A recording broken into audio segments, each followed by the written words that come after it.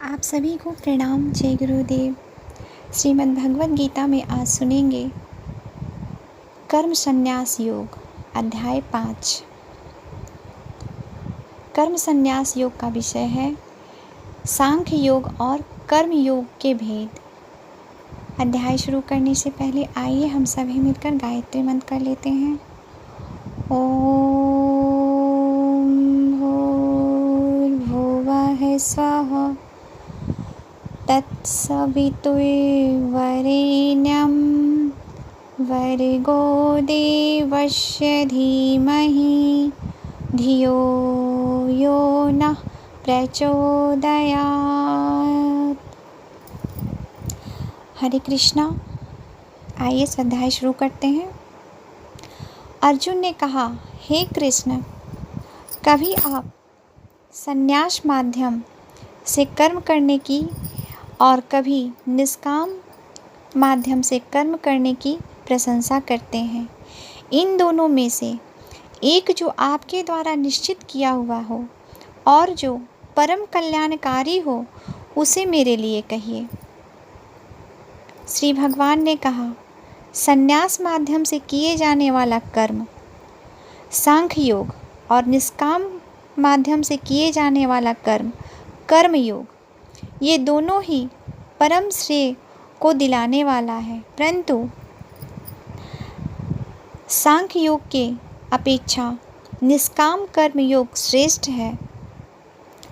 हे महाबाहो, जो मनुष्य न तो किसी से घृणा करता है और न ही किसी की इच्छा करता है, वह सदा सन्यासी ही समझने योग्य है, क्योंकि ऐसा मनुष्य राग, द्वेष आदि सभी द्वंद्वों को त्याग कर सुखपूर्वक संन्यास बंधन से मुक्त हो जाता है। अल्पज्ञानी मनुष्य ही सांख्य योग और निष्काम कर्म योग को अलग अलग समझते हैं, न कि पूर्ण विद्वान मनुष्य, क्योंकि दोनों में से एक में भी अच्छी प्रकार से स्थित पुरुष दोनों के फल रूप परम सिद्धि को प्राप्त होता है। जो ज्ञान योगियों द्वारा प्राप्त किया जाता है, वही निष्काम कर्म योगी को भी प्राप्त होता है। इसलिए जो मनुष्य सांख्य योग और निष्काम कर्म योग दोनों को फल की दृष्टि से एक देखता है, वही वास्तविक सत्य को देख पाता है। हे महाबाहो, निष्काम कर्म योग भक्ति योग के आचरण के बिना संन्यास, सर्वस्व का त्याग दुख का कारण होता है और भगवान को किसी भी एक रूप को मन में धारण करने वाला निष्काम कर्म योगी पर ब्रह्म परमात्मा को शीघ्र प्राप्त होता है।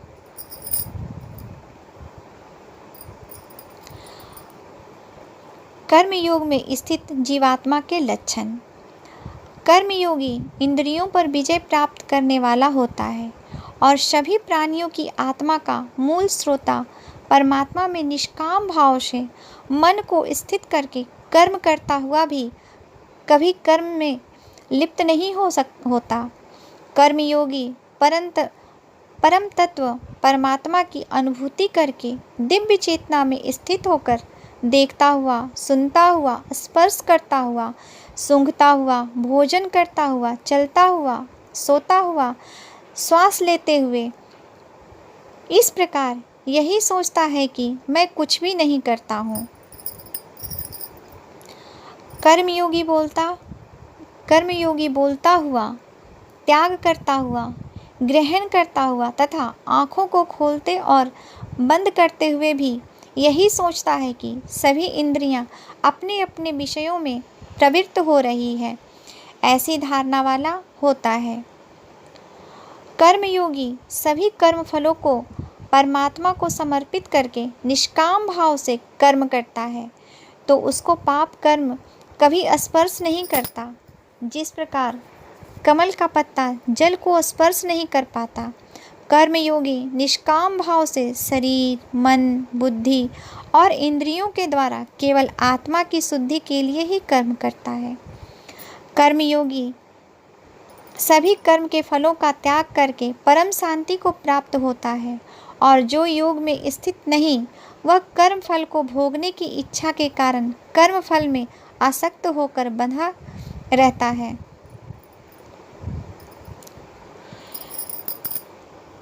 शरीर में स्थित जीवात्मा मन से समस्त कर्मों का परित्याग करके वह न तो कर्म करता है और न ही कुछ करवाता है। तब वह 9 द्वारों वाले नगर में आनंद पूर्वक आत्मस्वरूप में स्थिर रहता है। शरीर में स्थित जीवात्मा देह का कर्ता न होने के कारण इस लोक में इसके द्वारा न तो कर्म उत्पन्न होते हैं, न ही कर्म फलों से कोई संबंध रहता है, बल्कि यह सब प्रकृति के गुणों द्वारा ही किए जाते हैं। शरीर में स्थित परमात्मा न तो किसी के पाप कर्म को और न ही किसी के पुण्य कर्म को ग्रहण करता है, किंतु जीवात्मा मोह से ग्रसित होने के कारण परमात्मा जीव के वास्तविक ज्ञान को आच्छादित किए रहता है। किंतु जब मनुष्य का अज्ञान तत्व ज्ञान द्वारा नष्ट हो जाता है, तब उसके ज्ञान के दिव्य प्रकाश से उसी प्रकार परम तत्व परमात्मा प्रकट हो जाते हैं, जिस प्रकार सूर्य के प्रकाश से संसार की सभी वस्तुएं प्रकट हो जाती है। जब मनुष्य बुद्धि और मन से परमात्मा की शरण ग्रहण करके परमात्मा के ही स्वरूप में पूर्ण श्रद्धा भाव से स्थित होता है, तब वह मनुष्य तत्व ज्ञान के द्वारा सभी पापों से शुद्ध होकर पुनर्जन्म को प्राप्त होकर मुक्ति को प्राप्त होता है। पुनर्जन्म को प्राप्त न होकर मुक्ति को प्राप्त होता है। तत्वज्ञानी मनुष्य विद्वान ब्राह्मण और विनम्र साधु को तथा गाय, हाथी, कुत्ता और नरभक्षी को एक समान दृष्टि से देखने वाला होता है। तत्वज्ञानी मनुष्य न तो कभी किसी भी प्रिय वस्तु को पाकर हर्षित होता है और न ही अप्रिय वस्तु को पाकर विचलित होता है। ऐसा स्थिर बुद्धि मोह रहित ब्रह्म को जानने वाला सदा परमात्मा में ही स्थित रहता है। तत्वज्ञानी मनुष्य बाहरी इंद्रियों के सुख को नहीं भोगता, बल्कि सदैव अपनी ही आत्मा में रमण करके सुख का अनुभव करता है। ऐसा मनुष्य निरंतर पर ब्रह्म परमात्मा में स्थिर होकर असीम आनंद को भोगता है।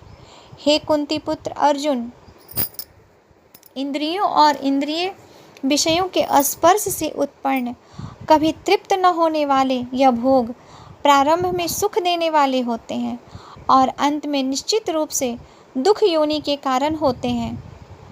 इसी कारण तत्वज्ञानी कभी भी इंद्रिय सुख नहीं भोगता। जो मनुष्य शरीर का अंत होने से पहले ही काम क्रोध से उत्पन्न होने वाले वेग को सहन करने में समर्थ हो जाता है, वही मनुष्य योगी है और वही संसार में सुखी रह सकता है। जो मनुष्य अपनी आत्मा में ही सुख चाहने वाला होता है और अपने मन को अपनी ही आत्मा में स्थिर रखने वाला होता है, जो आत्मा में ही ज्ञान प्राप्त करने वाला होता है, वही मनुष्य योगी है और वही ब्रह्म के साथ एक होकर पर ब्रह्म परमात्मा को प्राप्त होता है। जिनके सभी पाप और सभी प्रकार की दुविधाएं ब्रह्म का स्पर्श करके मिट गई है, जो समस्त प्राणियों के कल्याण में लगे रहते हैं, वही मनुष्य ज्ञानी मनुष्य मन को आत्मा में स्थिर करके परम शांति स्वरूप परमात्मा को प्राप्त करके मुक्त हो जाते हैं। सभी सांसारिक इच्छाओं और क्रोध से पूर्ण रूप से मुक्त स्वरूप सिद्ध आत्मज्ञानी आत्मसंयमी योगी को सभी ओर से प्राप्त परम शांति स्वरूप पर ब्रह्म परमात्मा ही होता है। आगे क्या विषय में सुनेंगे? भक्ति युक्त ध्यान योग का निरूपण।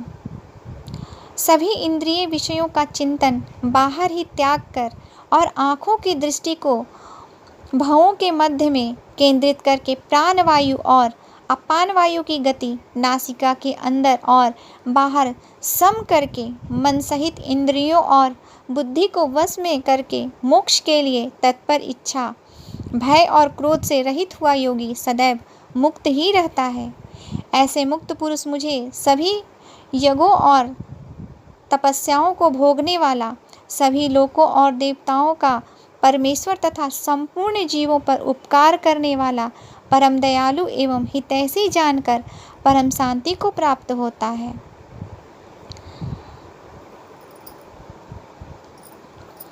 इस प्रकार उपनिषद, ब्रह्म विद्या तथा योग शास्त्र रूप श्रीमद् भगवद गीता के श्री कृष्ण अर्जुन संवाद में कर्म सांख्य योग नाम का 5वां अध्याय संपूर्ण हुआ। आप सभी को प्रणाम। जय गुरुदेव।